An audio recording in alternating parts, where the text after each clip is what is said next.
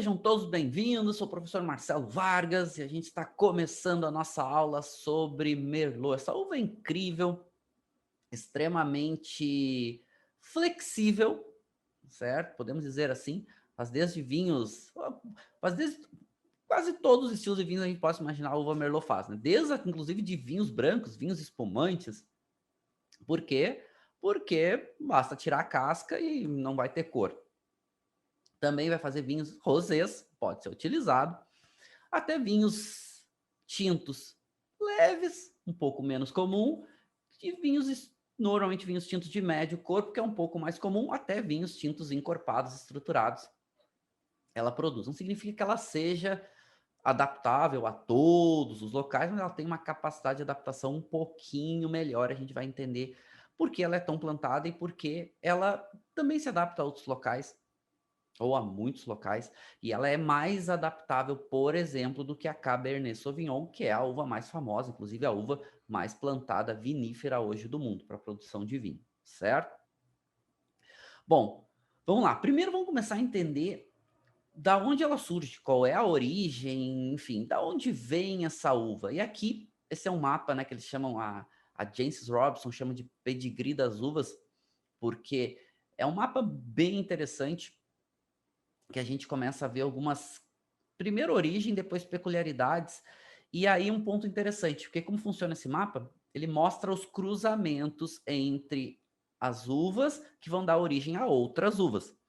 E esse, quando dá origem a outras uvas, esse cruzamento, e aqui principalmente esses cruzamentos, eles podem ser naturais ou podem ser induzidos, a gente nunca sabe como é que vão ser as características dessas outras uvas, certo? Então vamos lá. Um caso clássico é a Cabernet Sauvignon, que foi um cruzamento entre a Cabernet Franc e a Sauvignon Blanc e deu origem, né, aqui a Cabernet Sauvignon. E a Cabernet Sauvignon acabou, olha que interessante, a Cabernet Franc é uma uva que tem uma estrutura média de tanino normalmente, uma quantidade de estrutura. A Sauvignon Blanc é uma uva branca, certo?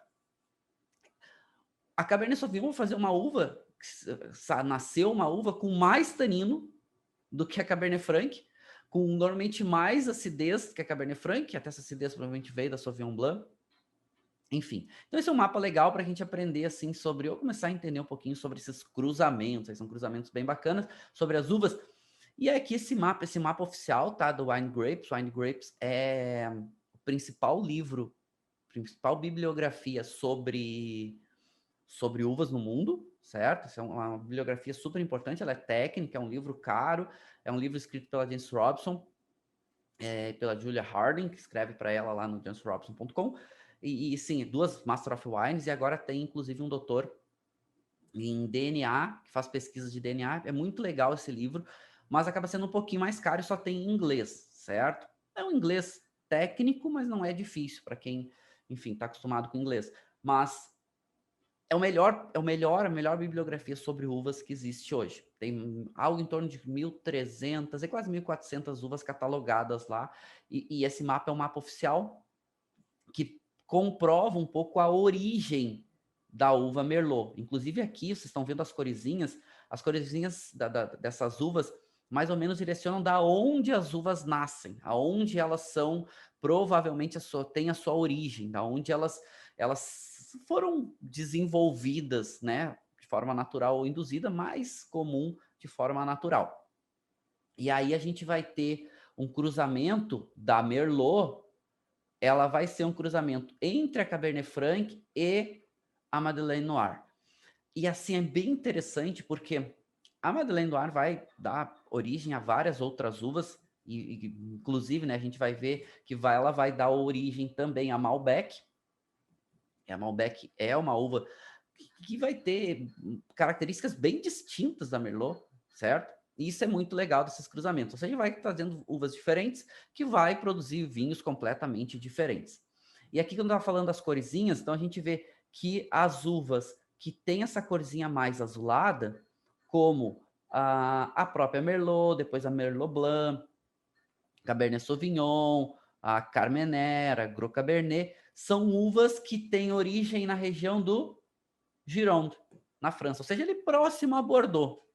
Inclusive, elas estão dentro de um conjunto de uvas chamadas Carmenettes, E essas uvas têm algumas peculiaridades, que a Merlot também vai ter, que são essa questão de ter uma nota frutada exuberante, mas também notas herbais que podem aparecer. E essas notas herbais vai desde notas de ervas frescas, grama cortada, brotos, folhas verdes, até notas herbais mais secas, né, como temperos misturados, ervas secas. Então tem uma diversidade bastante grande desse perfil aromático e vai trazendo uma certa complexidade.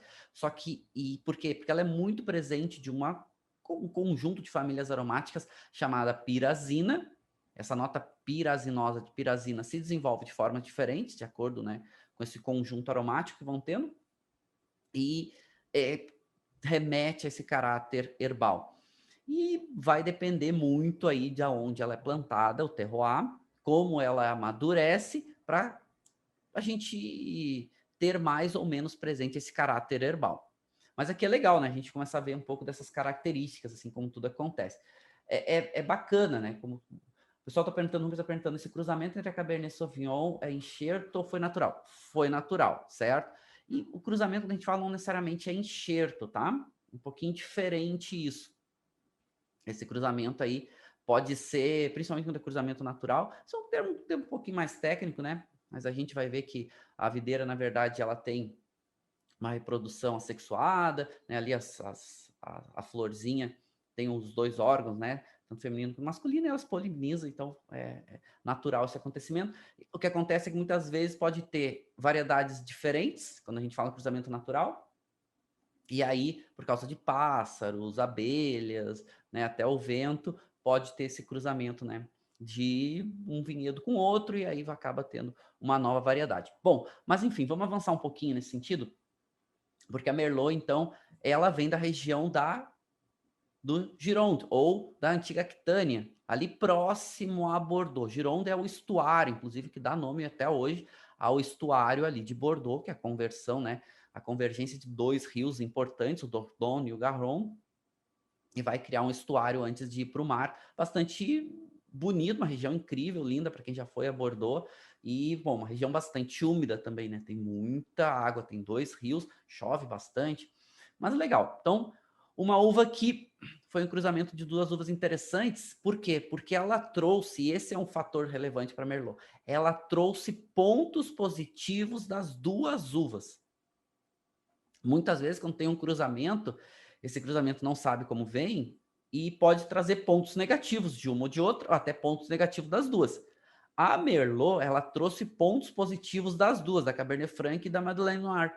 Então, isso foi muito legal. Quais pontos positivos são esses? Eu já vou contar para vocês daqui a pouquinho, certo? Aonde, então, que ela nasce? A Merlot nasce aqui nessa região da antiga Aquitânia, certo? E principalmente aqui nessa região que hoje a gente conhece como Bordeaux. Quando a gente fala região do Gironde, é aqui, ó, esse estuáriozinho aqui, então esses dois rios aqui, o Dordogne e o Garonne, se encontram e criam aqui o estuário do Gironde. Ok? Bom, então ela nasce aqui, claro, depois ela vai ser amplamente plantada nessa área toda, ela nasce aqui, mas ela inclusive depois vem aqui para o Languedoc-Roussillon, depois ela desce para a Espanha, certo? A Espanha vai ficar aqui um pouco mais a sul, ela vai depois ter a sua difusão bastante ampla por causa de outras uvas também, o corte bordalês muito famoso no mundo. Então ela acaba indo junto, porque ela complementa muito bem Cabernet Sauvignon. Mas vamos avançar um pouquinho mais, certo? Vamos entender um pouquinho como que surge essa uva, né? A gente sabe que é um cruzamento, mas como é que ela tem o nome, qual é essa referência? E o culpado por essa uva ter esse nome, que é um nome bonito, né? Nome elegante, é esse cidadãozinho aqui. Coisa mais linda, coisa mais fofa, chamada Merlau. Quem é o Merlau? O Merlau é um pássaro que vive nessa região, muito famoso. Ele ganha esse nome por causa do dialeto ou da língua da antiga Aquitânia, né? O Octan, que dá um nomezinho a esse pássaro chamado Merlau. Então, o Merlau, ele é um pássaro muito malandrinho. E ele ganhou, a uva ganhou esse nome por causa dele, porque ele adora comer essa uva. Ele adora comer a uva Merlot. E aí vai ter, claro, ela provavelmente é mais antiga, mas normalmente a gente vai pegar as primeiras citações oficiais da uva para dizer, bom, a partir daqui realmente essa uva existe, ela está documentada, enfim. E ela vai ter lá suas referências em 1783 primeiro, e em 84, em 1783, em 1824, né, que ela vai aparecer num tratado de Medoc já com esse nome, né, associado a Merlau. Muito provavelmente por causa desse pássaro que gostava de comer essa uva. Mas tinha outras uvas lá. Não era só a Merlot, né? É a região de Bordeaux, onde a gente tinha Cabernet Sauvignon. Tinha, não, tem ainda, né? Cabernet Sauvignon, a gente tem Petit Verdot, Cabernet Franc, a gente tem Malbec, a gente tem Petit Verdot, a gente tem várias outras uvas. Carmener. Mas por que que o Merlot gostava de comer a Merlot e não as outras? E aí tá um grande diferencial dessa uva. Porque a Merlot era mais docinha. Se ela era mais docinha, era porque ela tinha mais açúcar. Se ela tinha mais açúcar, o que, que o açúcar converte no vinho? Álcool. Ou seja, é uma uva que retém mais açúcar. Por isso que o Merlot, o malandrinho, ia lá comer a Merlot, porque ela era mais docinha.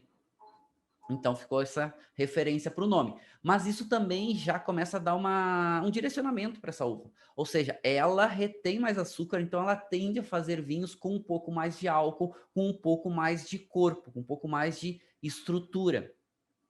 E outro ponto importante, a Merlot, ela é uma casta que ela tem uma brotação um pouco mais cedo, mas ela tem também um amadurecimento da uva, uma maturação da uva mais cedo que essas outras uvas de Bordeaux, principalmente Cabernet Sauvignon, que é uma uva mais tardia. A maturação da Merlot, ela é uma maturação intermediária, mas para Bordeaux ela é colhida mais cedo. Bordeaux é uma região chuvosa, úmida, etc.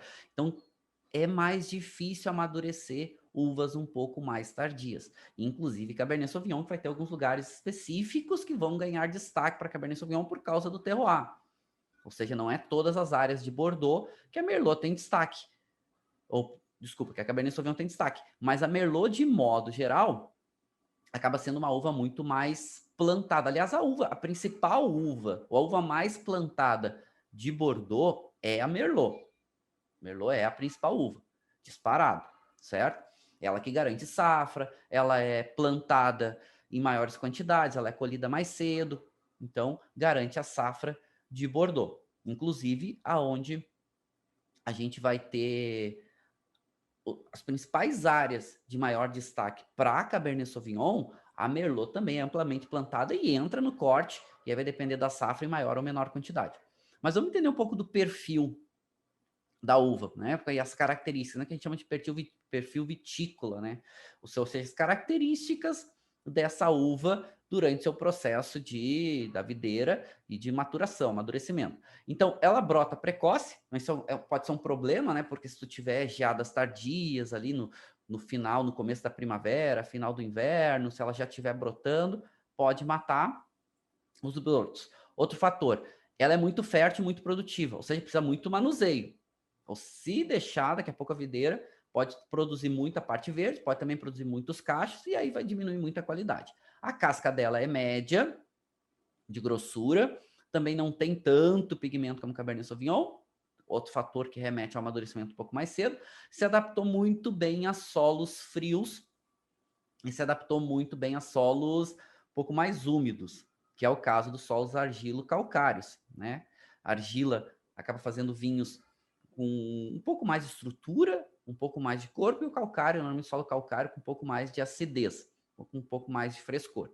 Porque a gente fala um pouco mais sobre as regiões. E ela é suscetível, né? Ela é mais suscetível, aqui a gente está vendo o cacho, como o cacho dela é mais denso, como o cacho dela fica mais, as uvinhas ficam mais próximas, é mais suscetível à podridão cinza, ou seja, ter uma umidade concentrada no meio dos cachos e esse fungo vem e começa a estragar as uvas, certo? Isso é um problema, então tem que tomar cuidado. Em áreas mais úmidas, a vantagem é que ela, como ela é colhida um pouco mais cedo que outras uvas, não precisa ficar tanto tempo correndo esse risco, principalmente chuvas que podem, né, estar mais presentes. Quanto mais tempo no cacho, maior o risco de doenças atacarem a videira, né? Mais riscos enfim, mais riscos de modo geral, quanto mais umidade, mais tempo no cacho, maior risco de ter fungos aí presentes. Mas ela também é uma uva que, durante o processo de amadurecimento, retém um pouco mais de açúcar, ou seja, pode desenvolver mais açúcares. E essa maior quantidade de açúcar gera normalmente um pouco mais de álcool, pode gerar um pouco mais de corpo. E aí a gente começa a pensar, locais mais quentes, ainda mais álcool, ainda mais corpo, certo? Mas com essa casca não tão grossa, ela vai começar a desenvolver um perfil um pouquinho diferente da Cabernet Sauvignon. É que tô comparando ela com Cabernet Sauvignon, porque o corte mais famoso do mundo hoje envolve essas duas uvas, que é o corte bordalês, que Cabernet Sauvignon e Merlot são protagonistas. Tem outras uvas que entram, que aparecem, mas com certeza Cabernet Sauvignon e Merlot são os grandes destaques. E aí a gente vai ter uma uva que tende a fazer vinhos, estamos falando da Merlot, com uma intensidade média de cor, uma intensidade de aromas que também vai de médio e sobe. Muito da que a gente falou, então, essa complexidade aromática pode estar mais presente, principalmente essa questão relacionada com muitas notas frutadas, muito caráter de frutas vermelhas, nota de ameixa, framboesa. Quando vai para um local mais quente, um pouco mais de algumas caráter de fruta preta pode aparecer, mas também isso pode envolver uma certa complexidade, porque mais perfis aromáticos podem estar presentes. Não significa que local mais quente vai ter mais aromas, certo? Mas pode ser um direcionamento. Mas muda um pouco também o caráter, né? A fruta fica um pouco mais madura. Essa nota herbal não é tão presente quanto em outras uvas, como Cabernet Sauvignon, como Carmener, a própria Cabernet Franc, mas ela apresenta. Como ela é colhida mais cedo, ela pode ser também plantada em locais um pouco mais frescos que Cabernet Sauvignon. Daqui a pouco a gente vai ter um pouco mais desse estrutura tânica não tão presente, e aí comparando de novo com o Cabernet Sauvignon acaba sendo tendo tanino um pouco mais presente, um pouco mais áspero. A Merlot tem esse tanino de modo geral de médio, subindo, mais um pouco mais macio que o Cabernet Sauvignon, mas Merlot tende a fazer vinhos com um pouco mais de álcool e um pouco mais de corpo, normalmente aí entre médio e muito. Detalhe da Merlot, que temos que prestar muita atenção para a questão de equilíbrio de vinho, a questão da acidez. Ela tende a fazer vinhos normalmente com acidez média, locais mais quentes, a acidez vai cair um pouco. Já se comparado com Cabernet Sauvignon tende a fazer vinhos com mais acidez. Bom, são perfis diferentes, certo? Mas a Merlot tem as suas vantagens, e essas vantagens, que inclusive é citada por um pampelógrafo muito famoso, que é Jean-Michel Bochicot, que é inclusive quem redescobre a Merlot no Chile, que ele fala, a Merlot, uma das suas grandes vantagens é que ela trouxe características positivas das duas uvas que deram origem a ela, né? Alguns gostam de dizer pai e mãe e tal, mas ok, vamos lá. As duas uvas que dão origem para ela. E quais são essas características? Primeiro, a parte fenólica de Cabernet Franc. E a parte fenólica muito associada à cor. Merlot tem uma cor bonita, né? Tem uma intensidade de cor média, mas interessante, o consumidor gosta. A parte tânica, desses taninos mais macios, mais presentes, certo? Então são dois pontos positivos que vem da Cabernet Franc. A parte aromática, que é essa parte frutada, essa parte de frutas vermelhas, essa parte também vem da Cabernet Franc. E da Madeleine Noir, ela traz principalmente essa questão de ser mais precoce. E isso favorece, por quê? Porque é colhida mais cedo. Se é colhida mais cedo, menos riscos. Então, alguns pontos interessantes aqui que são citados por Buchicot, que é uma referência interessante, porque essa uva, né, é tão valorizada também no mundo. E claro, essas características vão trazer complementos importantes, principalmente para vinhos de corte. Pode ser plantado em varietal? Pode. É muito plantado em varietal? É muito plantado em varietal. Mas também muito utilizada para corte. E esse corte, como ela é uma uva que tende a fazer vinhos de médio corpo, ela pode ir para um lado ou pode ir para o outro, no sentido de trazer características nos cortes. Normalmente, ela vai ser uma plantada e usada em corte em locais que tem outras uvas mais intensas e mais potentes. Então, normalmente, ela é muito plantada. Então, a gente está aqui com a Merlot, né? Normalmente, ela é muito plantada em locais onde também vai ter Cabernet Sauvignon, aonde vai ter Taná, aonde a gente pode ter Petit Verdot, aonde a gente pode ter Malbec. Então, ela pode fazer esse contraponto. Ela pode trazer um pouco mais de frescor, ela pode trazer um pouco mais de caráter de fruta mais fresca, ela pode trazer um pouco mais de até de corpo, mas ela pode diluir um pouco mais a intensidade desses vinhos mais potentes, como é Cabernet Sauvignon. E aí é um corte importante em Bordeaux. Cabernet Sauvignon é uma uva mais dura. Mais dura porque tem tanino, tem mais tanino, tanino mais áspero, tem mais acidez. É uma uva que, né, mais intensa. A Merlot dilui um pouco isso em Bordeaux. Ou seja, deixa o vinho mais macio. Até porque o álcool também, sensorialmente falando, ele arredonda um pouco mais o vinho. Ele deixa o vinho um pouco mais macio em boca. Claro, não é um álcool sobrando, mas o álcool deixa o vinho um pouco mais macio. Até porque o álcool também tem, ele transmite, né, sensações de gostos doces. Ele também deixa o vinho um pouquinho mais macio, mais arredondado. O álcool ajuda, pode ajudar nessas características, certo? E como ela também retém um pouco mais de açúcar e tem um pouco mais de álcool, favorece em locais não tão quentes ou climas, né, ou de influências aí de climas frescos, ela tem um pouco mais de dificuldade, mas até pode em alguns locais, mas climas intermediários ou influências intermediárias, né, os chamados também climas moderados, até que locais mais quentes. Mas vai mudar um pouco o perfil, depende do local onde ela é plantada. Não é à toa que ela é protagonista na Serra Gaúcha, que é um local mais fresco, que é um local mais úmido, aonde uvas mais tardias, como Cabernet Sauvignon, Petit Verdot, vão ter mais dificuldade. A Merlot é protagonista do corte clássico ali do Vale dos Vinhedos.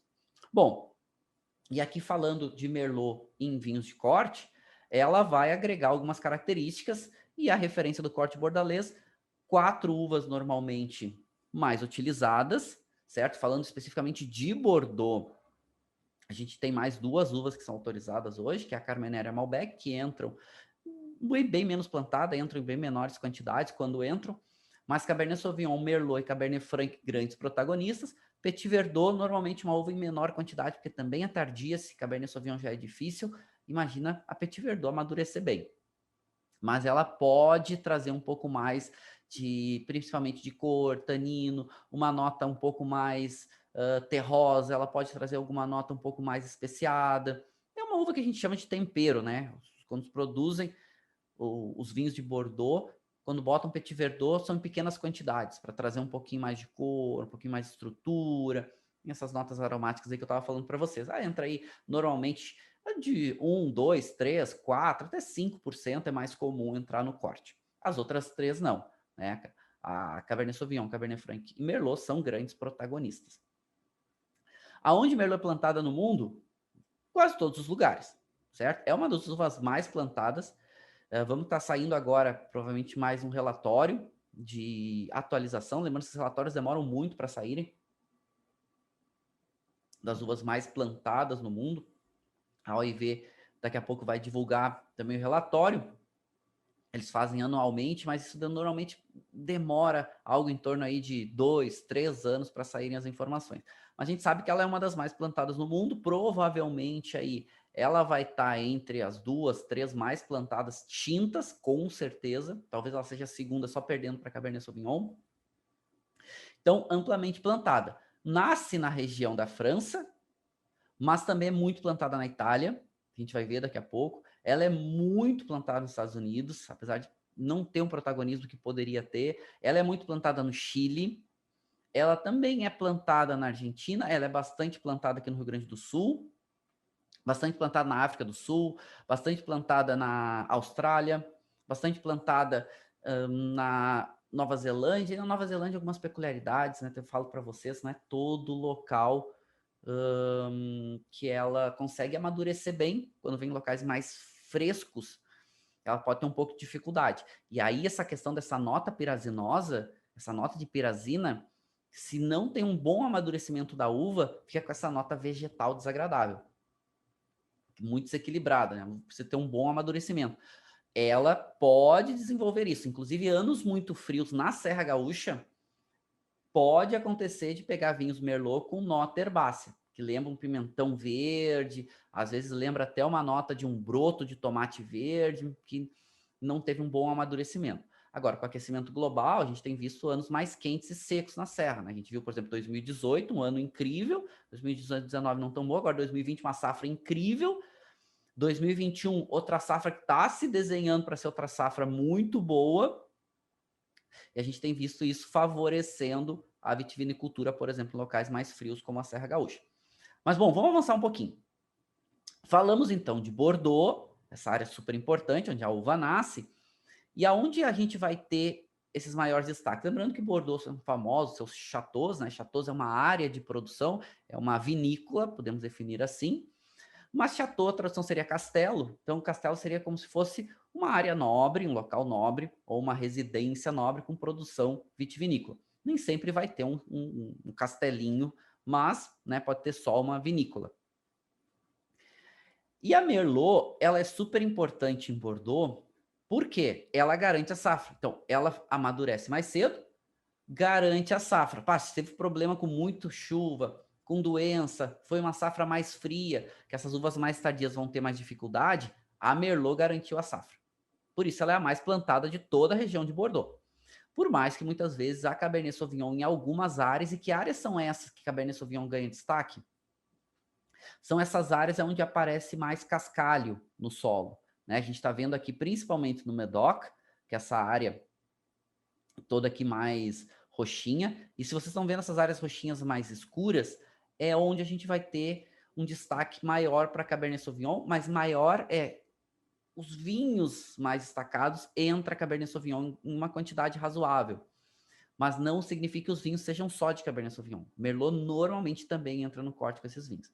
Onde tem pedra, maior presença de pedra, porque isso foi drenado, uma área que foi drenada pelos holandeses muito tempo atrás, e essa presença de pedra ajuda no amadurecimento das uvas, principalmente da Cabernet Sauvignon, que aí consegue ter um pouco mais de calor, um pouco mais, principalmente de iluminação, reflexo dessa iluminação solar nas videiras, e consegue amadurecer um pouco mais essas uvas. Mas se a gente pegar de modo geral, a gente vai ter aqui muito solo em Bordeaux, solo de aluvião, né? Solo aluvial com uma mistura de argila, areia, até alguma coisa de pedra, etc. Solos muito férteis, que já não são tão bons. A gente vai ter muita argila, a gente vai ter calcário. E aí são solos que vão ter mais dificuldade para essas uvas mais tardias, e a Merlot vai virar protagonista. Então, a gente fala que na margem esquerda, chamada margem esquerda, que é essa aqui, que é a margem esquerda do estuário, né, aqui do Gironde, é a Cabernet Sauvignon é protagonista. É, mas em algumas áreas. Merlot ainda é mais plantado. E na chamada margem direita, que é essa margem aqui, a Merlot é protagonista. E é verdade. Os mais conceituados Merlots do mundo vêm dessa chamada margem direita, principalmente aqui, essa areazinha aqui chamada Saint-Emilion e essa outra areazinha aqui chamada Pomerol, menorzinha. Vinhos de altíssima qualidade, com Merlot sendo protagonista, não sozinho, certo? Alguns vinhos podem ser quase 100% de Merlot, mas não é o convencional. Mas aqui, com certeza, o maior destaque. E Merlot aqui, lembrando, é uma região um pouco mais fresca, é uma região um pouco mais úmida. Então, Merlot aqui tem uma estrutura tânica um pouquinho maior, tem uma acidez um pouquinho maior. O caráter frutado é presente, mas não é aquela bomba de fruta. Pode ter essas outras notas aí relacionadas com o eucalipto, essas outras notas relacionadas até com a madeira. Madeira é muito utilizada nessa região. Outro ponto favorável para Merlot é que ela se dá muito bem com madeira, com carvalho. Ou seja, ela lida bem com oxigênio, porque o carvalho recebe um pouco de oxigênio externo e uvas que têm mais dificuldade acabam oxidando, acabam perdendo um pouco de qualidade. A Merlot se dá bem com madeira, assim como o Cabernet Sauvignon. Então, as duas também cortadas vão muito bem com madeira. Aliás, é clássico, né, no corte bordalês ter passagem por madeira. É comum. Não precisa, mas pode. E como ela também tem uma boa estrutura aromática, uma boa quantidade de aromas e sabores, mesmo com madeira nova, essa quantidade de aromas da madeira nova pode ficar equilibrado com as quantidades aromáticas aí da Merlot. Então, interessante. Pontos interessantes. Outra área interessante é essa área aqui chamada Entre deux Mars, né, ou Entre dois Mares, né, lembrando, fica entre a margem esquerda e a margem direita, que Merlot é muito plantada. Essa é uma área um pouco mais fértil, o nível de qualidade dela é um pouquinho menor se comparado com essas outras duas margens, direita e esquerda, mas Merlot aqui é um grande protagonista. Então, a gente pode encontrar vinhos com uma qualidade interessante, com um preço mais baixo. quando a gente fala de Merlot de Bordeaux. Por quê? Porque Bordeaux, de modo geral, acabam sendo vinhos mais caros.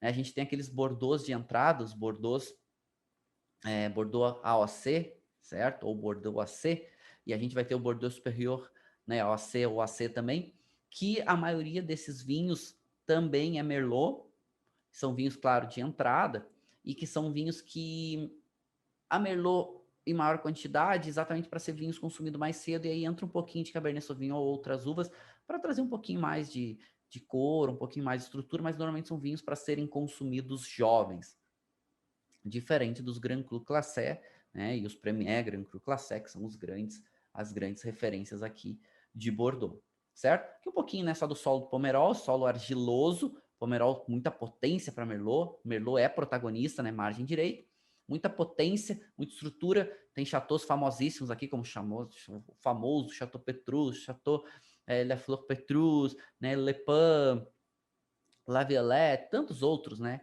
em Pomerol, que vão dar essa potência de solo argiloso para a nossa queridíssima Merlot. Dentro do Merx, uma área mais, de certa forma, mais matéria orgânica, um pouco mais produtiva videira, Merlot acaba tendo um pouco menos de qualidade, mas o preço pode ser interessante.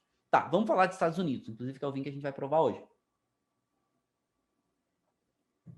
Estados Unidos, a Merlot ela é bem plantada, e assim, Estados Unidos, nos anos 90, Merlot era um boom. Era uma uva extremamente plantada e muito consumido. Só que era um vinho normalmente ralo, sem muita intensidade, um vinho normalmente doce, porque essa retenção de açúcar em áreas mais quentes vai fazer um vinho ainda com mais álcool, com um pouco mais de corpo, e normalmente com menos acidez. Era o perfil americano, grande volume, grande quantidade, ela é produtiva, tem muita gente que planta Merlot porque também ela é produtiva, enfim. Então vai ter essa grande questão aí de quem quer produzir em grandes quantidades, também colhe mais cedo, pode ser uma alternativa. Então, nos anos 90, era um boom nos Estados Unidos, o consumo de Merlot.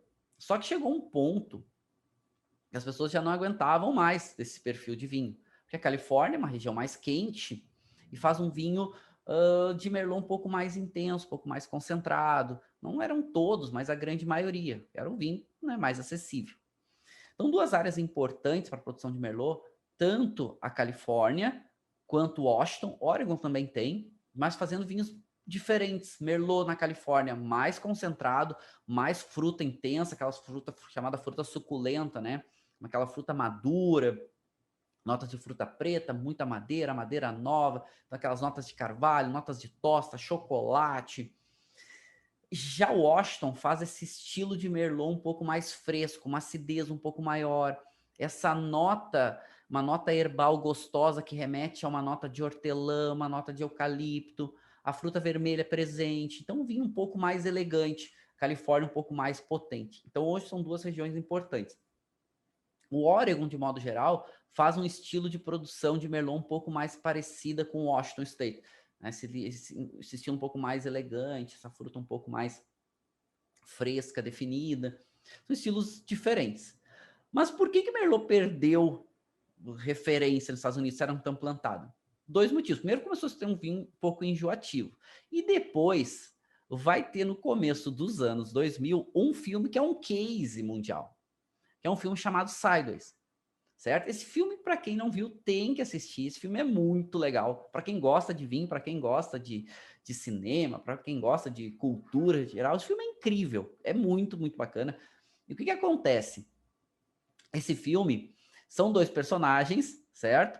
Que é duas figuras, assim, é uma despedida de solteiro. Vou falar rapidamente para vocês poderem ver o filme. E o que acontece? Esse personagem aqui, que é o Miles, ele é apaixonado por vinho, e aí vai ter a despedida de solteiro desse amigo dele, e eles vão fazer um roteiro pelas vinícolas da Califórnia. E aí, claro, tem todo um enredo por trás, ele está super deprimido, ele recém tinha perdido a mulher, ele é um escritor fracassado. Mas assim, a história se passa ali na Califórnia, principalmente no sul da Califórnia, visitando as vinícolas, e o Miles era quem entendia de vinho, né? O outro só bebia, estava na parceria, e ele adorava Pinot Noir.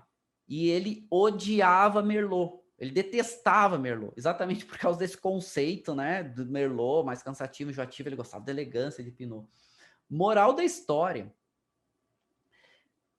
O filme é um filme muito bom, é um filme que concorreu ao Oscar, a 5 Oscars, inclusive concorreu ao Oscar de melhor filme, melhor ator coadjuvante, melhor diretor, e ganhou um Oscar, ganhou acho que de melhor roteiro adaptado, não me recordo agora.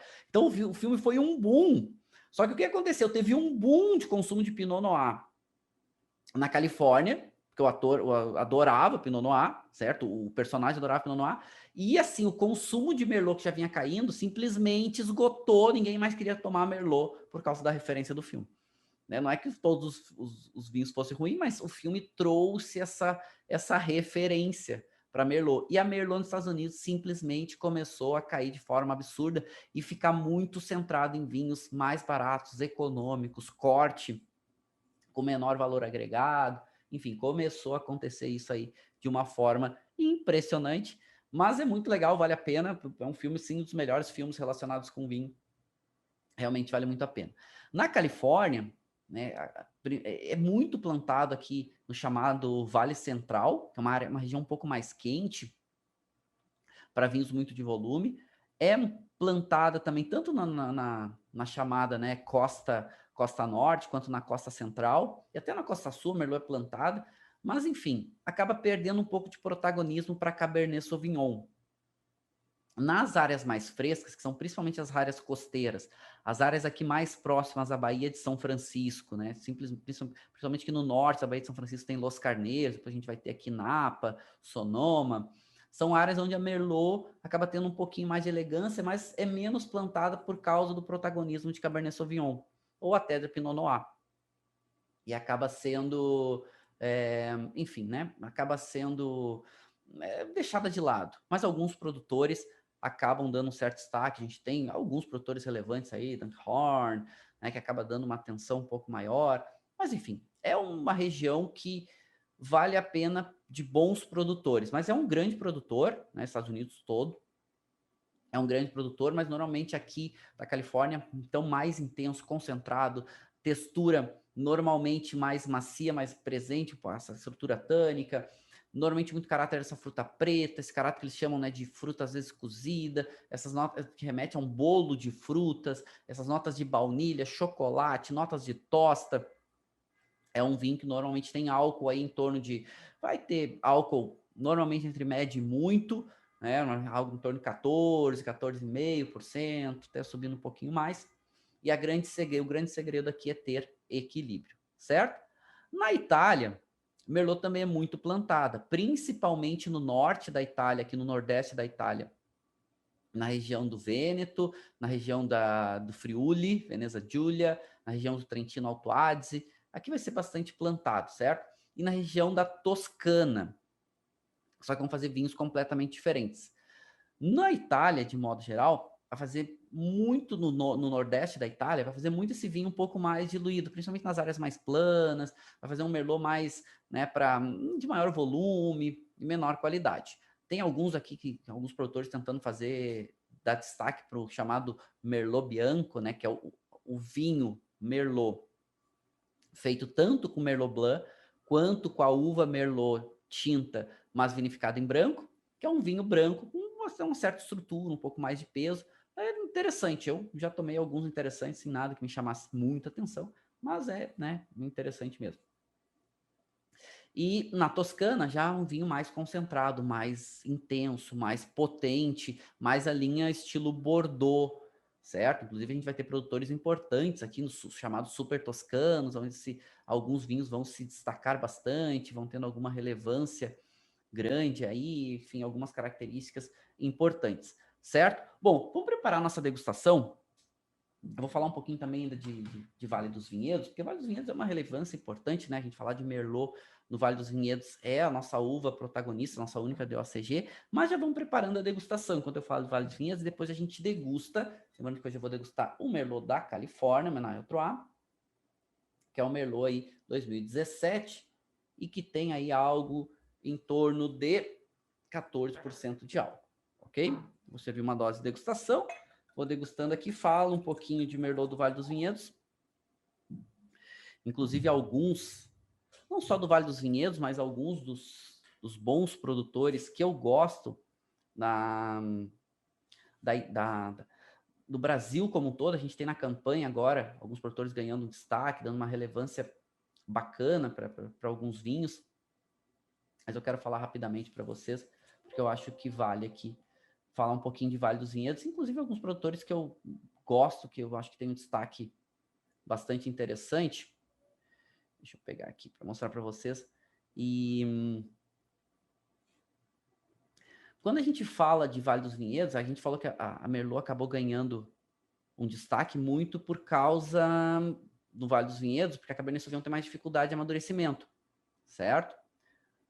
E ela acabou virando um protagonista interessante. E aqui falando de Merlot, Vale dos Vinhedos, mas também de outras regiões, aqui eu trago 4 grandes Merlots gaúchos para vocês. 3 do Vale dos Vinhedos e um da campanha gaúcha.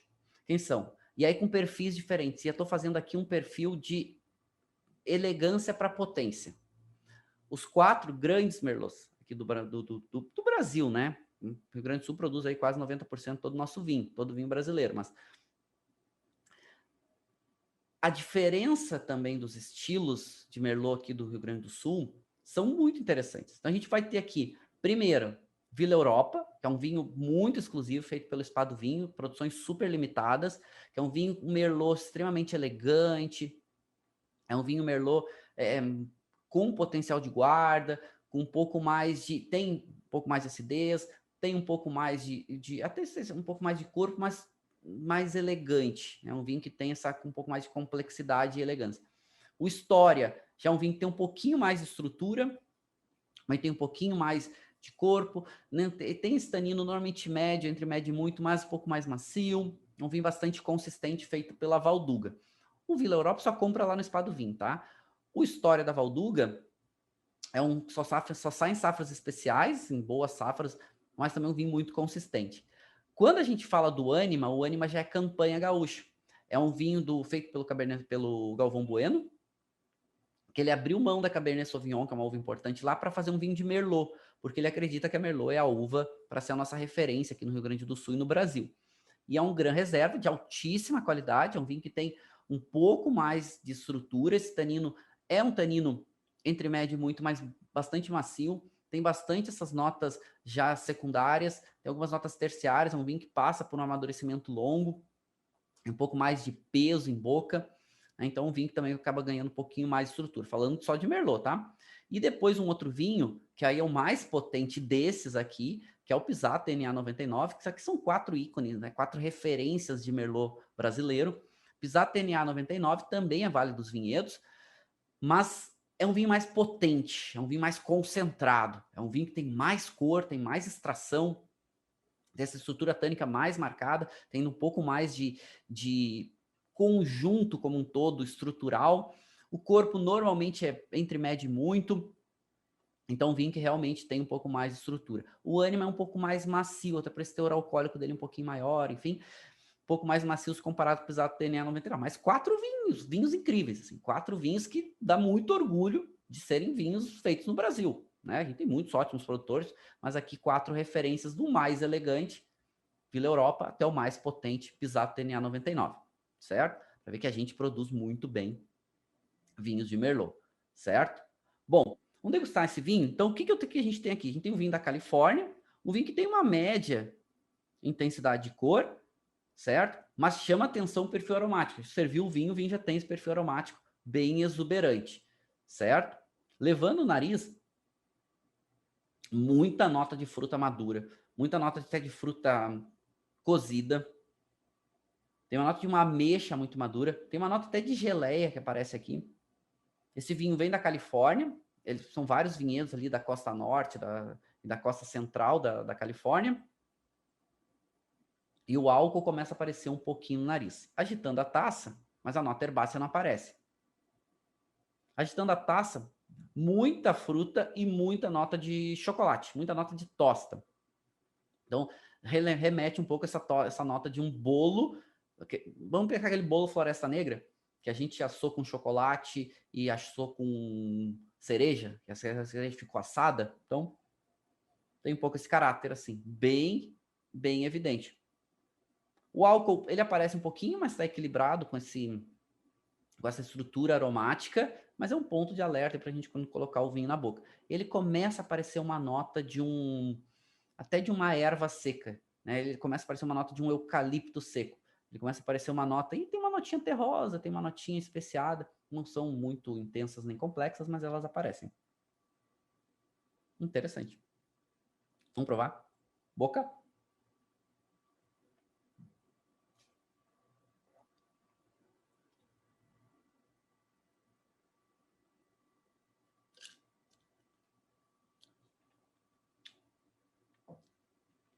Hum.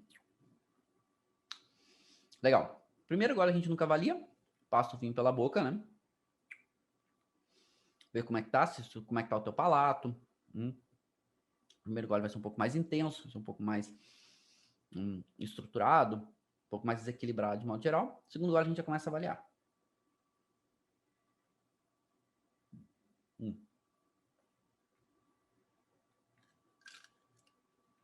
Interessante. Primeiro, é um vinho já açúcar residual bem presente. Ele é meio seco. Tá? Meio seco, mas não é aquele meio seco quase doce. Ele é um meio seco quase seco. No Brasil a gente classifica, né, entre vinho seco, meio seco e doce. Mas já tem uma doçura um pouco maior, porque deixa um vinho um pouco mais intenso, um pouco mais encorpado. O corpo dele, de médio para muito, quase chegando em muito. Tanino médio, mas um pouquinho mais marcado, essa estrutura tânica. E um ponto interessante desse vinho, a acidez dele é média, tá um pouquinho abaixo das estruturas, mas ela quase segura o conjunto, certo? Mas é média. E aí a gente vai ter o álcool também entre médio e muito. Então, entre o corpo e o álcool subindo, a acidez e o tanino conseguem ter um equilíbrio, mas menor do que o conjunto do vinho. O conjunto do vinho é mais presente. E em boca, o caráter, muita fruta madura, muita nota de ameixa madura, uma nota até de mirtilo madura, parece. Muita essa nota da tosta, muita essa nota lembra madeira tostada, lembra aquela defumação de churrasco de madeira. Essa nota herbal, ela aparece um pouquinho menos em boca, né? Ela parece uma notinha de um herbal seco, uma coisa de erva. E aparece uma nota em boca mais presente, essa nota especiada, né? Remete alguma coisa de canela. Canela, quando tosta, quando ferve, levanta aquele aroma de canela, né? Aquela canela fresca. Interessante. E interessante, boca, mas é um vinho encorpado, é um vinho que tem mais estrutura. E o final dele, o sabor é médio, sobe um pouquinho, mas as estruturas acabam sendo um pouquinho mais presentes, certo? É um vinho encorpado, tem mais corpo. O que está dando corpo para esse vinho? Álcool, a doçura, está dando um pouco mais. Claro, tem tanino também, mas é o álcool e a doçura que estão dando um pouco mais de peso e acidez com sintonia um pouco menor. Mas é um bom exemplar de Merlot da Califórnia. Bem feito, certo? Nível de qualidade desse vinho é um bom vinho, pode subir um pouquinho. Vamos botar ali ele entre bom e muito bom, ok? Tem intensidade, falta um pouquinho de equilíbrio, mas ele não é um vinho de se deixar de lado. Um vinho para prestar atenção, principalmente para quem gosta de vinho extremamente macio em boca, redondo em boca, mais encorpado, mais presente. Okay? Muito caráter dessa fruta mais madura do que essa fruta fresca. Perfis diferentes. A Linda Liz perguntou, engraçado que no filme o protagonista, lá no Siders, que no filme o protagonista, ele tem um vinho de Bordeaux guardado. Sim, não quero ficar contando o filme para vocês, mas de modo geral, ele tem um dos melhores vinhos do mundo de Bordeaux, certo? Que é um Chateau Cheval Blanc 1947, que é um ícone no mundo, talvez um dos vinhos, talvez o melhor vinho do mundo, da história. E ele tem uma garrafa guardada e no final ele toma essa garrafa de um jeito muito inusitado, está guardando um momento especial, enfim, ele guarda, ele toma de uma forma muito inusitada. Não quero contar porque é parte importante do filme para vocês, mas Chateau Cheval Blanc, comentário interessante da Alice, o protagonista, a uva protagonista é Cabernet Franc. Ele entra Merlot, mas Cabernet Franc é o protagonista. Chateau Cheval Blanc está bem ali na divisa entre o Pomerol e Saint-Emilion, pertence a Saint-Emilion, né? É um dos Grand Cru Classé A de Saint-Emilion e um dos principais vinícolas de Bordeaux todo, até do mundo.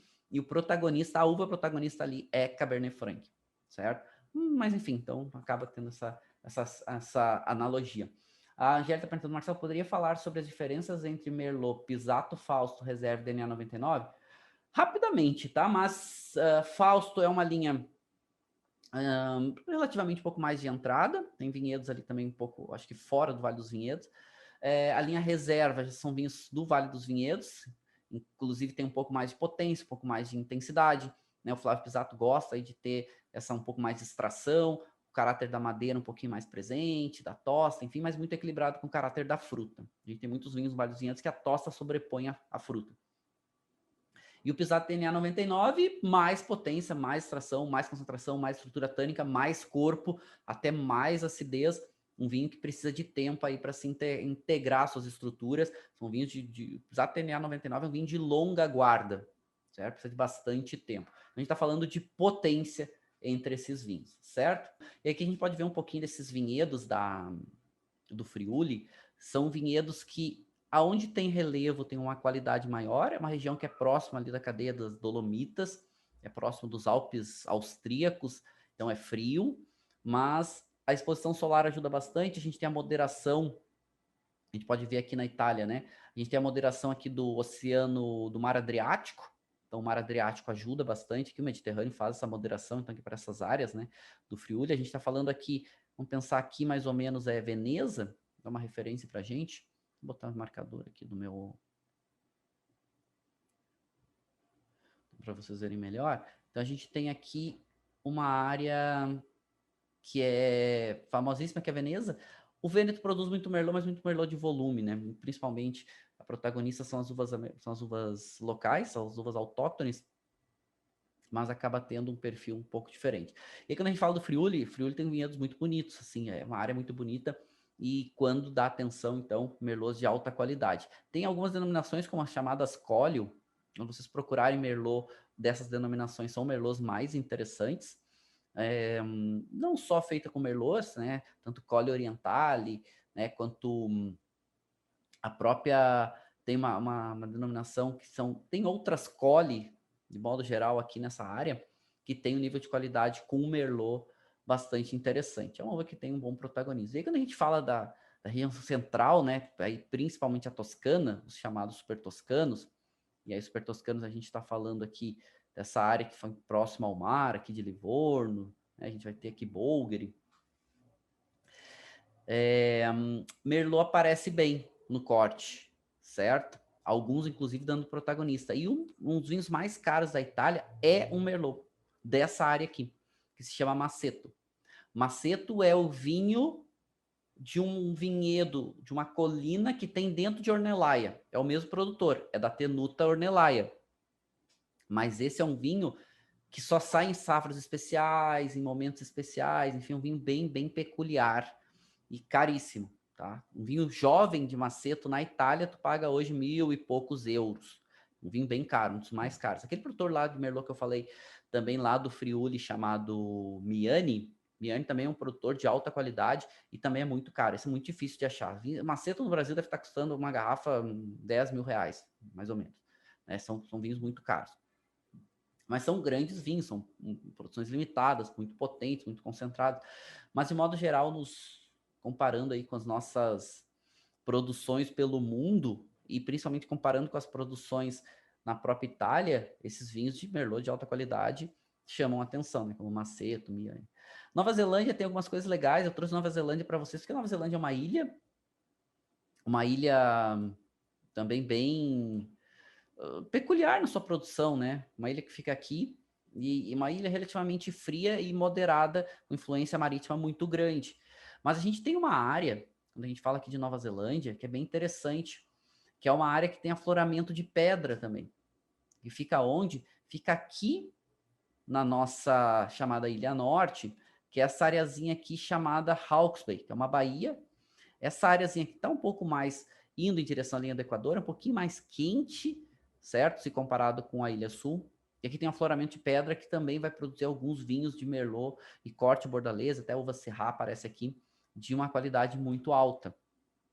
Mas isso mostra que o terroir favorecendo algumas uvas, essa área especificamente aqui chamada Glimmet Gravels, né, pedra, né, mesmo referência a essa área pedregosa, é no leito de um rio e aonde conseguiu alguns vinhedos aqui ter esse afloramento de pedra, consegue fazer um amadurecimento melhor da uva. Interessante que esse perfil desse vinho, principalmente das uvas tintas aqui, mas a Merlot, que é a protagonista hoje, é um Merlot bem mais fresco, mas tem um amadurecimento longo, então tem uma concentração de cor um pouco maior.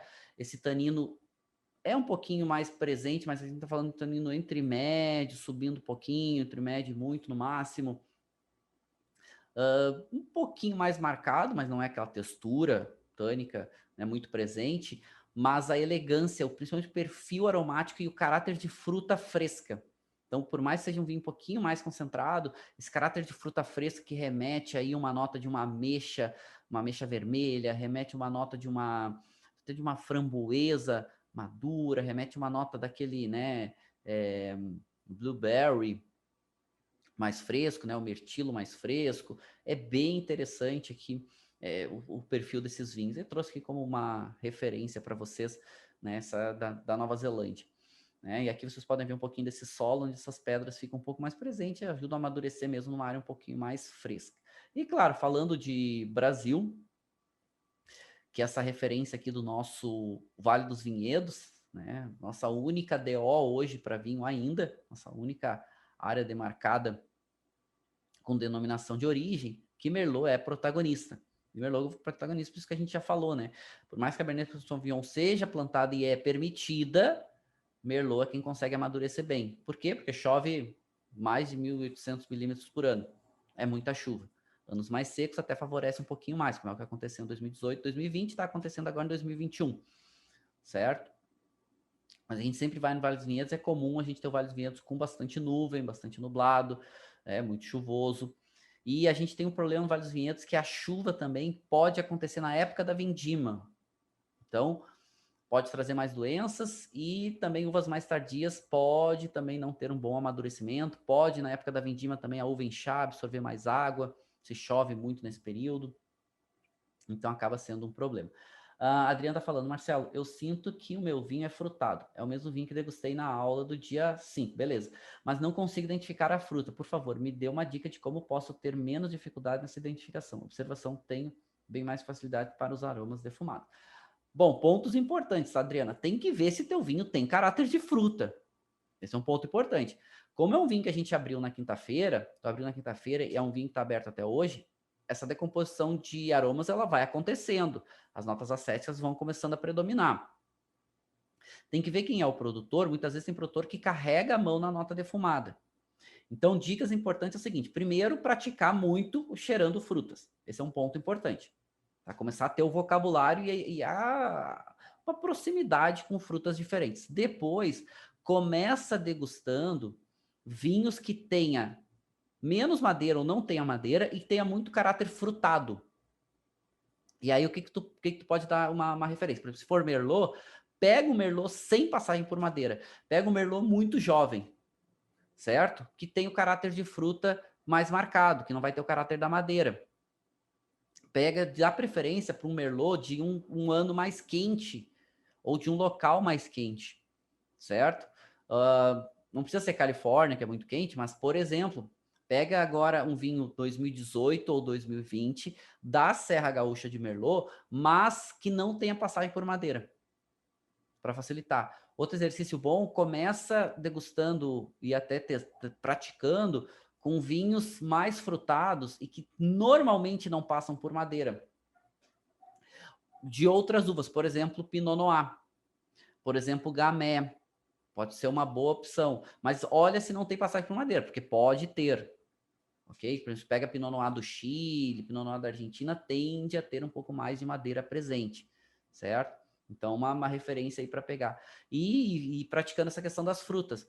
Pega frutas menos aromáticas, por exemplo, morango, e bate ela no liquidificador, bate a fruta pura, certo?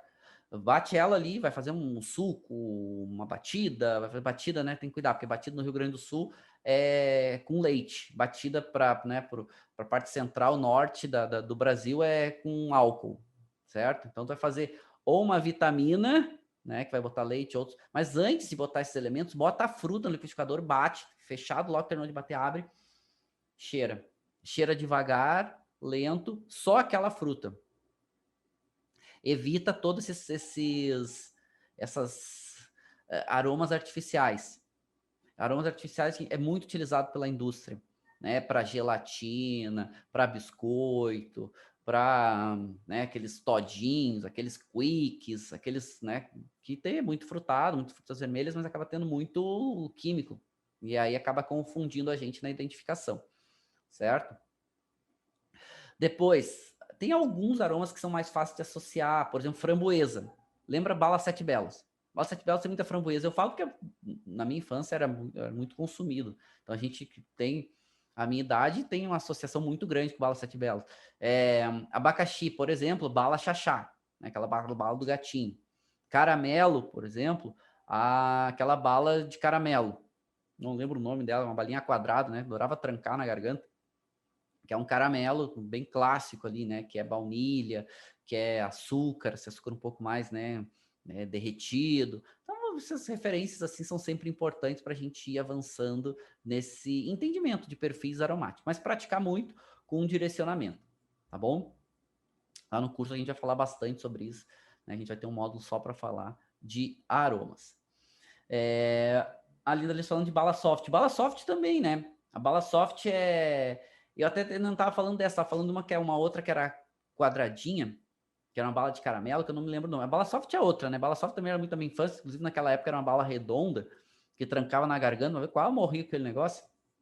Tiveram quase me levar para o hospital, tava indo para o hospital já, quando consegui desengasgar daquela bala, quase morri. Né? Então, inclusive, depois a bala mudou, né? Continuou redondinho, mas furaram. Tem muitas frutas, as próprias balas de goma, mas isso é muito aroma artificial. O que é bom é pegar aroma natural, porque o vinho dificilmente tem aroma artificial. Quando normalmente tem aroma artificial, é um problema, é um defeito ou enfim, uma falta. Normalmente os aromas são muito próximos aos aromas naturais. Então, trabalhar com aromas naturais é sempre melhor, certo? Claro, essa questão que eu tô falando, essas menos aromáticas acham um jeito de sentir esse aroma, né? Esmaga a fruta, passa a unha na casca da fruta e cheira, na própria fruta e cheira, raspa ela um pouquinho, cheira maçã. Maçã, pega a maçã, quase não tem cheiro. Agora, se tu raspar ela com a colher, que nem a gente dá para criança, para bebê, se tu raspar ela e sentir, tu vai ver que ele fica um pouco mais volátil. Então, esse exercício é importante. E sente só aquele aroma. Quando estiver praticando, treinando, sente só aquele aroma daquela fruta. Não pega um monte de fruta para cheirar, certo? Pode, não tem problema, mas se der o foco, quando vou fazer agora um suco de alguma coisa, pega 2, 3 elementos, cheira eles separados. Depois até pode bater eles juntos, sentir, para ver o que eles mudam. O Bruno falando, estou degustando Pisato Merlot de Merlot. Boa, bom. Não tem informação de passagem por barrica. Como saber se tem essa informação ou não?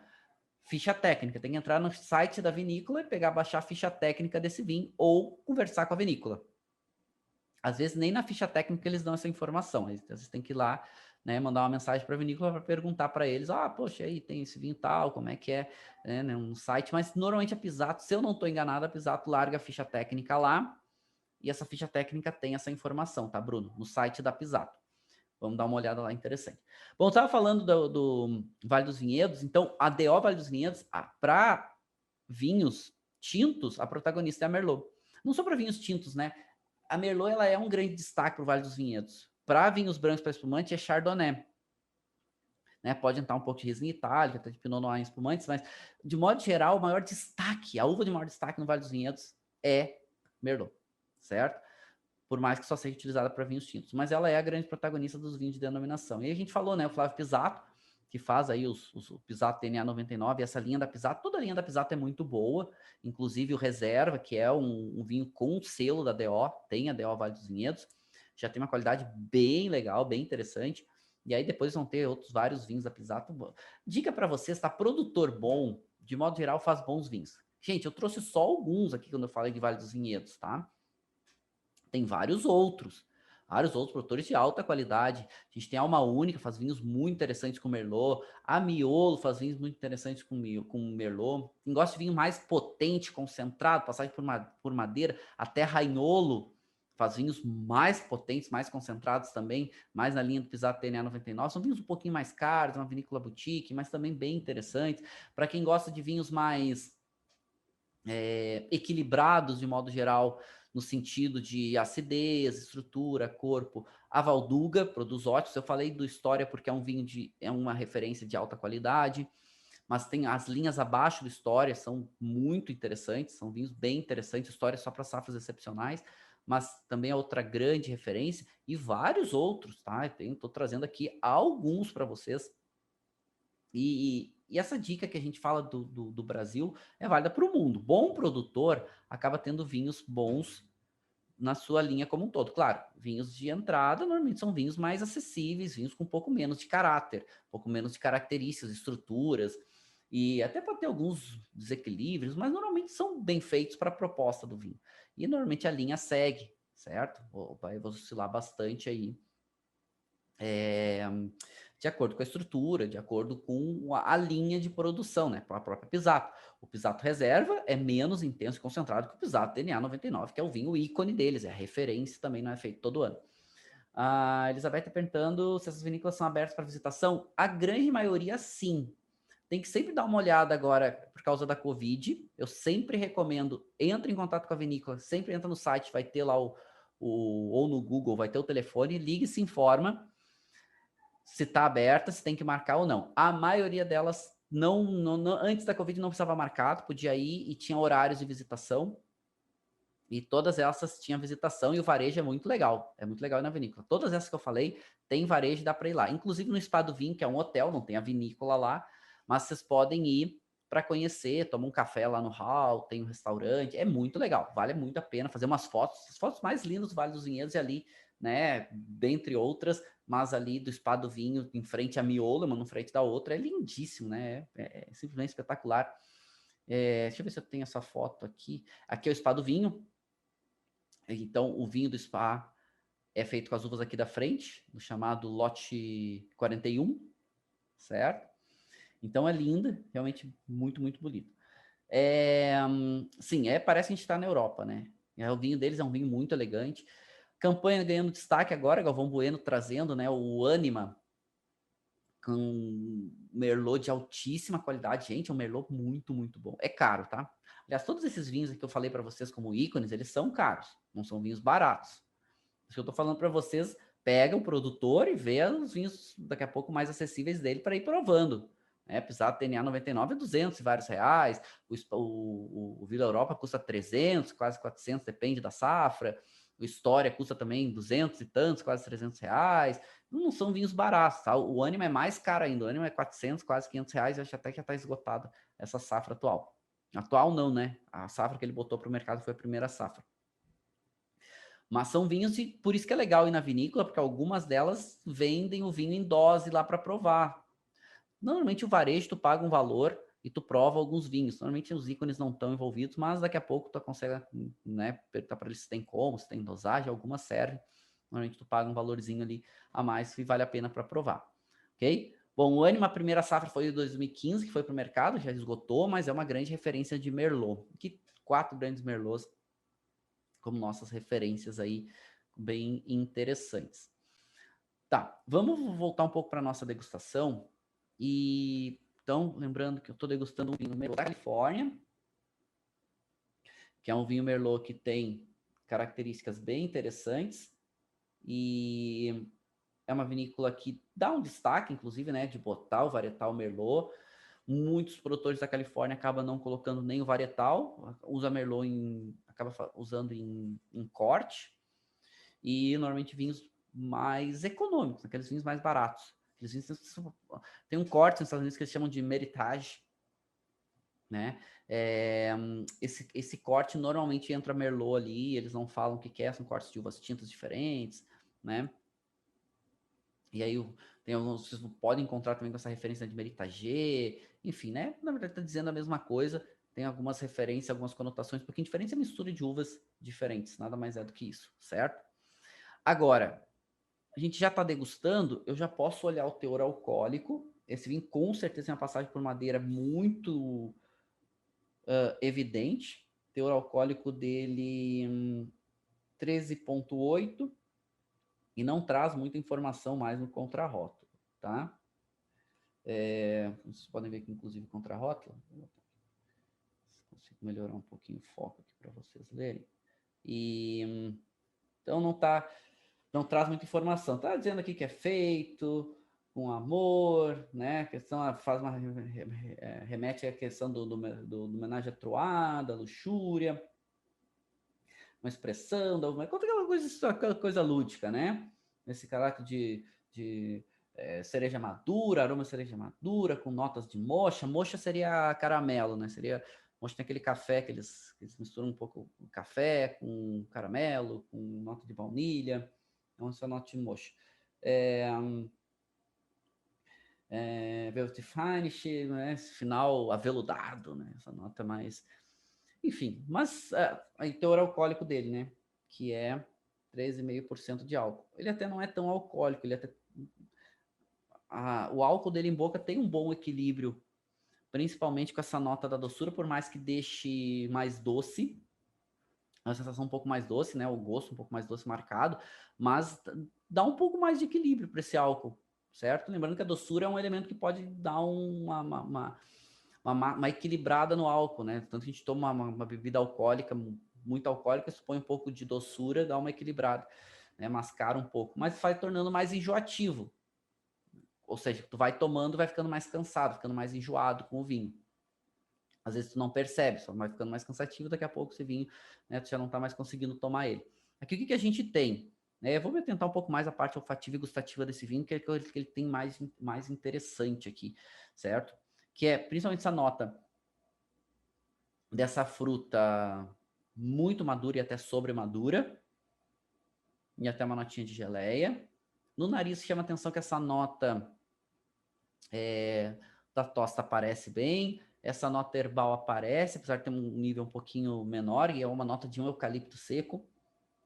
E se tu agita, a nota do álcool ela aparece, né? O álcool, tu sente um pouquinho essa pungência do álcool no nariz.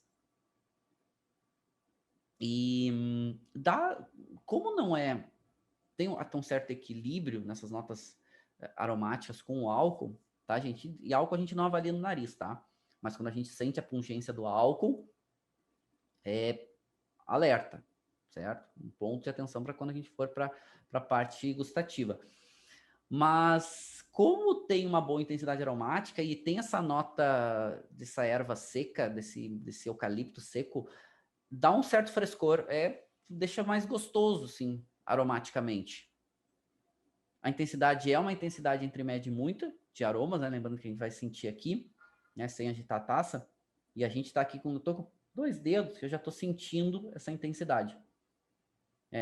Já estou entendendo as características do vinho, né? Eu já um pouco mais longe até sinto já a intensidade do caráter aromático, mas não entendo. Vai chegando mais perto, entendo bem, sem agitar a taça. Interessante. E, bom, bastante frutado, né? É um pouco dessa linha que os americanos chamam de fruit bomb, né? Ou seja, aquela concentração de fruta, né? Aquela bomba de frutas. Os americanos têm outro termo, americano mesmo, um case de marketing, né? Eles dão um nome para tudo e um nome que define bem. Eles chamam esse tipo de vinho blockbuster. Ou seja, blockbuster é a conotação que eles dão para aquelas grandes produções cinematográficas, que é tudo grande, né? Blockbuster. Esse vinho, as coisas são grandes, né? São intensas, a intensidade da fruta, o álcool, o corpo. Claro, ele não é um vinho com uma mega extração, mas é um vinho já com o corpo, com o caráter do álcool. E o que está dando corpo aqui é o álcool e é a doçura. Né? A gente tem uma viscosidade, né? As lágrimas escorrem relativamente lenta, que vocês podem ver, ó. Um pouquinho. Até nem quero me atentar muito à parte visual, porque a parte gustativa e olfativa são mais interessantes. Mas ok, dá um frescor um pouco maior no nariz. E até um caráter interessante, né? Porque com essa fruta ela é madura, mas é uma fruta vermelha muito madura, né? Uma ameixa madura, é uma cereja madura, é um blueberry maduro. é interessante. Boca.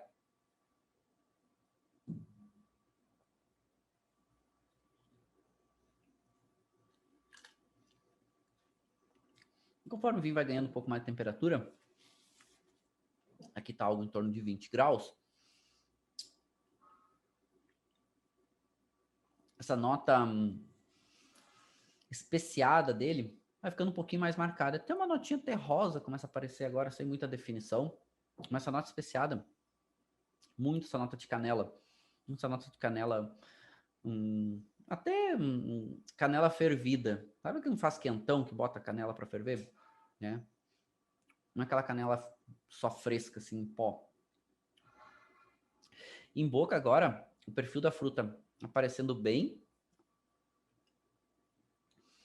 Na boca a fruta um pouco até mais madura. A nota da tosta, essa nota, esse defumado aparece bem. Tem uma nota de madeira tostada também aparece bem. Uma nota de chocolate aparece bem, né? Tudo a gente vai botar aí nessas famílias mais relacionadas à tosta e à madeira. Empireumáticos, não falo tosta, empireumáticos. A textura tânica dele, agora vamos pegar a ficha dele, né? Doçura, é um vinho meio seco, o residual doçura é bem evidente, mas mais para próximo do seco do que para doce. O álcool dele entre médio e muito, né? Traz estrutura bem evidente. O taninho dele é médio, uma textura macia, né? Interessante e agradável. Esse tem uma boa persistência, inclusive, essa estrutura tânica em boca. O corpo dele entre médio e muito, e até algumas pessoas vão classificar esse vinho como encorpado, e eu entendo, certo? Ou como muito corpo, e eu entendo, mas tem vinhos que ainda tem mais viscosidade, mais peso. Mas quem botar ele, se a gente tá falando entre médio e muito, mas indo em direção ao muito, certo? Menos em direção ao médio. Tem sempre esse direcionamento.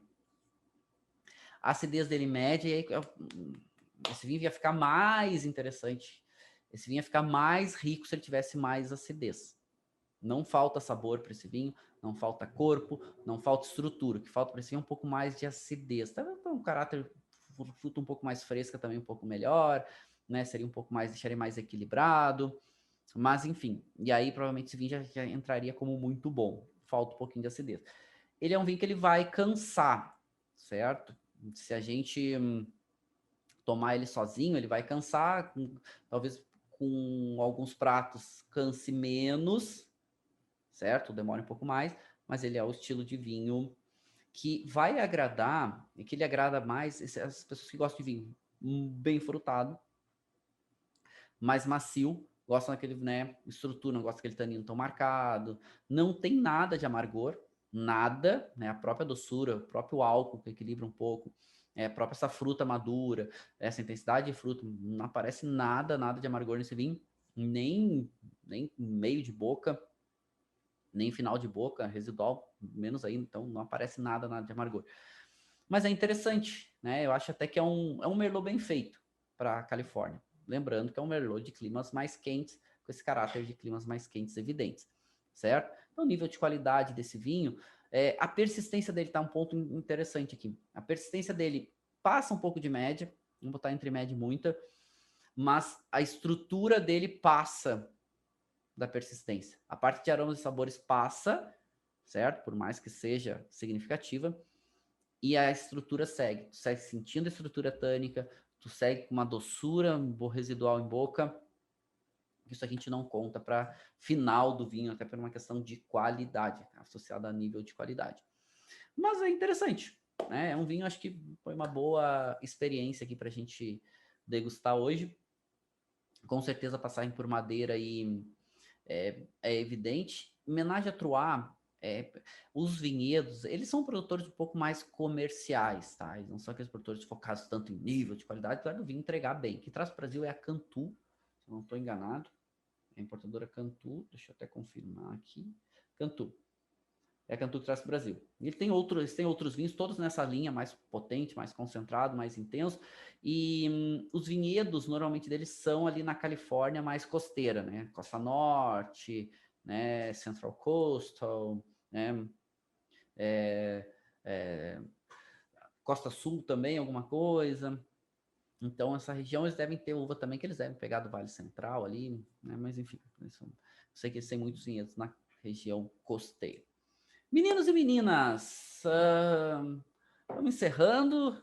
Acho que foi bem bacana hoje, para a gente falar sobre várias coisas, vários assuntos, vários temas legais, aí a gente começar a falar de Merlot, claro que é um assunto infindável para falarmos, e a gente deve resgatar esse assunto em breve aí, porque realmente tem muitas regiões, muitas áreas para falar, muito que falar de Merlot como um todo. Hoje foi só um apanhado aí com algumas informações mais relevantes, mais significativas, tá bom? Deixar um beijo para vocês, fazer um brinde aqui final, a gente já vai encerrando. Como sempre, foi uma alegria para mim poder compartilhar um pouco de tempo com vocês, um pouquinho mais de vinho, tá bom? Beijos, se cuidem e até a próxima, tá bom? Tchau, tchau.